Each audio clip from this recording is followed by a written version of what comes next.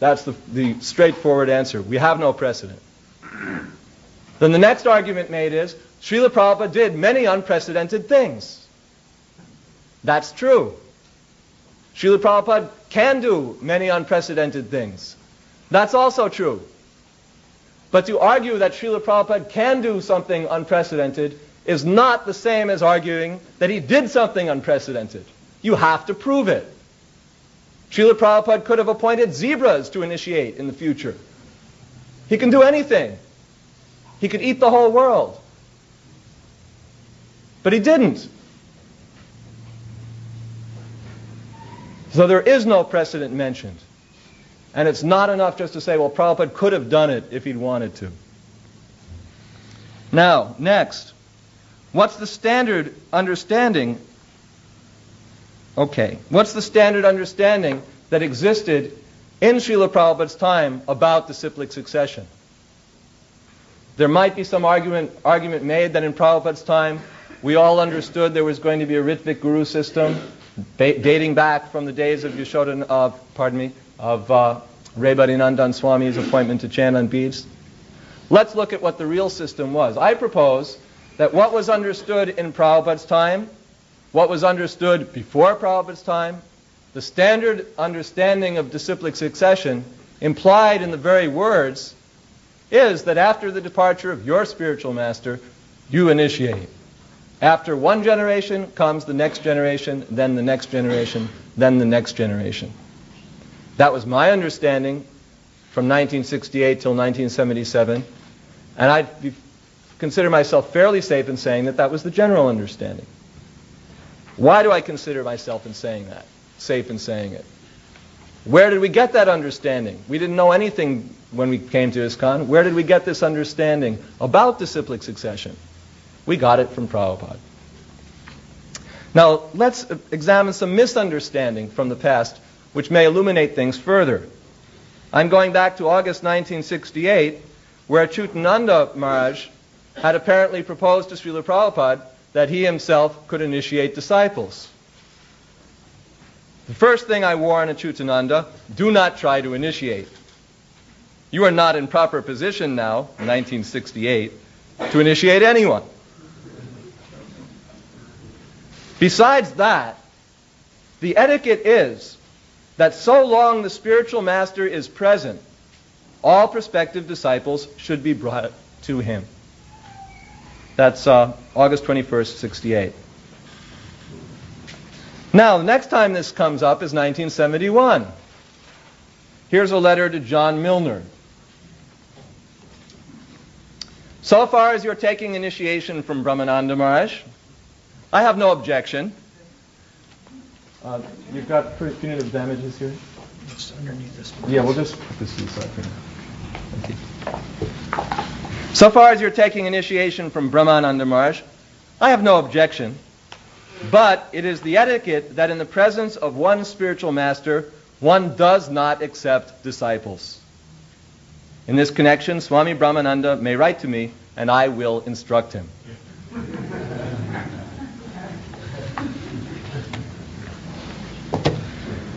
Now we move on down the line to 1972.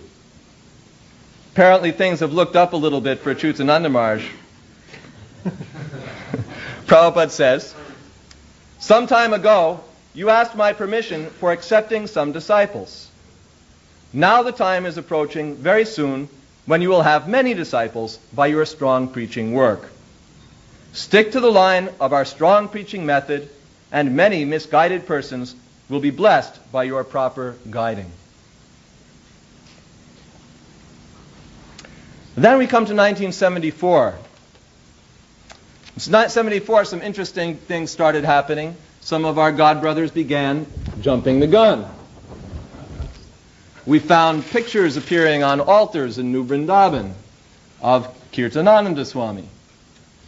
We found pictures of Hansadutta Swami in Germany. And this resulted in a conversation which I haven't found anywhere, but which I think some of you will remember, where Prabhupada begins, now there is some tendency in our society to become guru. Long silence. And what Srila Prabhupada goes on to say is essentially what's here in this letter to Hansadutta, dated October 1st, 1974. I have heard that there is some worship of yourself by the other devotees. Of course, it is proper to offer obeisances to a Vaishnava, but not in the presence of the spiritual master. After the departure of the spiritual master, it will come to that stage. But now, wait. Otherwise, it will create factions. Now, the final quotation is one that I'd like to give from 1975, which is pretty well along, considerably after various people had been empowered to initiate on beads and perform fire sacrifices and so on. And that's the quotation that is here on the board. It's to one devotee, Tusta Krishna Maharaj. Prabhupada says, yeah, go ahead. There's a matter of etiquette, he says. You can bring it forward. There's a matter of etiquette. It is the custom that during the lifetime of your spiritual master, you bring the prospective disciples to him. And in his absence or disappearance, you can accept disciples without any limitation. This is the law of disciplic succession. That's clear. That's definite. That's in writing. That's the law. Now, the final point I'd like to make is I'd like to pick up a quotation that Rupa Vilas Prabhu apparently thought makes a point that's very well taken. It's a quotation from Tamal Krishna Maharaj, which he repeats or paraphrases several times in his argumentation. And here it is. Tamal Krishna is arguing that Srila Prabhupada did not, in fact, appoint people to become initiating spiritual masters after him. That he simply appointed Ritviks to initiate in his presence. And Tamal Krishna Maharaj says, and that's all that it was. And it was never any more than that. If it had been more than that, you can bet your bottom dollar that Prabhupada would have spoken for days and hours and weeks on end about how to set up this thing with the gurus. But he didn't, because he'd already said it 1,000,000 times. Well, that's my case. There's no precedent for doing what's talked about here, Ritvik Guru system after the departure of the spiritual master. Srila Prabhupada never gave a clear instruction that we should do any such thing. Rather, he clearly repeated what had been the standard understanding all along, not only for 10 years in ISKCON, but for thousands of years in the Vaishnav Sampradayas, that the disciple initiates his disciple, that disciple initiates his disciple, and on and on and on it goes. And if Prabhupada had wanted to change it, you can bet your bottom dollar he would have spoken about it for days and days and hours.